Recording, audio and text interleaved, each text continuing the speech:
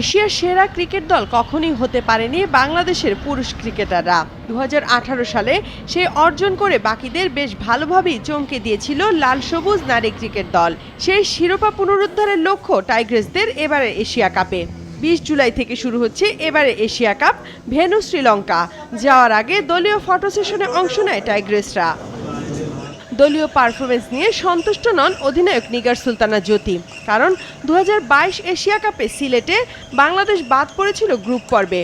কিছুদিন আগে ভারত ও অস্ট্রেলিয়ার বিপক্ষ হোম সিরিজে দল হিসাবে ব্যর্থ ছিল বাংলাদেশ, কিন্তু পেয়েছিল কিছু ব্যক্তিগত সাফল্য।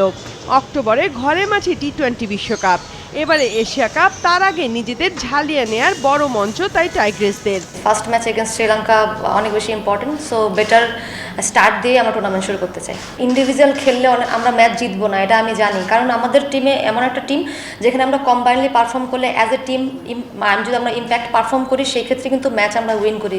অ্যাজ দ্য ক্যাপ্টেন আমার তো ব্যাটিং ইউনিটের প্রতি এটাই লক্ষ্য থাকবে যে আমরা যেন কনসিস্টেন্ট টিমের জন্য কন্ট্রিবিউট করতে পারি। অলরাউন্ডার রুমানা আহমেদ ও পেসার জাহানারা আলম প্রায় 1 বছর পর ডাক পেলেন এবারে এশিয়া কাপ স্কোয়াডে। নারী প্রিমিয়ার লিগে ভালো পারফরমেন্স ছিল দুজনেরই। দলের জন্য যা ইতিবাচক বলছেন কোচ। জাহানারা ও রুমানা ঘরোয়া ক্রিকেটে দারুণ পারফরমেন্স করেছে। তাদের মধ্যে অনেক দক্ষতা রয়েছে। সেই যোগ্যতার কারণেই নির্বাচক তাদের দলে ফিরিয়েছে। তাদের অভিজ্ঞতা দলে কাজে লাগবে।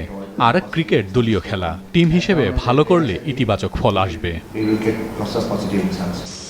আন্তর্জাতিক পর্যায়ে বাংলাদেশ টি-20 টুর্নামেন্ট খেললেও ঘরোয়া ক্রিকেটে নেই এই ফরম্যাটে নিয়মিত কোনো আসর, যে কারণে অন্য দলগুলোর সঙ্গে বড় মঞ্চে পার্থক্যটা প্রকট বলে জানান উইমেন্স উইংয়ের কর্মকর্তারা। এখন কিন্তু বাকি দলগুলি অনেক এগিয়ে গেছে, তাদের সাথে কিন্তু যদি আমাদের কোঅপ করতে হয়, আমাদের অনেক কিছু ইনক্লুড করতে হবে, অনেক কিছু চেঞ্জ করতে হবে।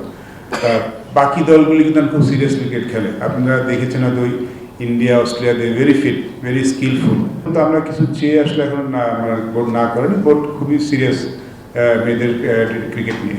ন্যাশনাল টিম তো ন্যাশনাল টিমের মধ্যে প্র্যাকটিস করছে, তাদের তো স্বপ্ন সেটেল থাকি মোটামুটি, রেসিপ্রোকাল বলেন বা টুর্নামেন্ট বলেন, বাট ন্যাশনাল বাইরে যারা আছেন তারা যেন খেলার মধ্যে থাকতে পারে। আমার নেক্সট ইয়ারের টার্গেটটা আসলে নেক্সট 1 ইয়ার টার্গেট সেটাই থাকবে।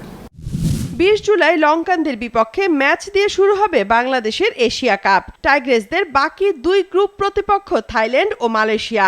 আসরের জন্য মঙ্গলবার সকালে শ্রীলঙ্কা যাবে বাংলাদেশ নারী ক্রিকেট দল।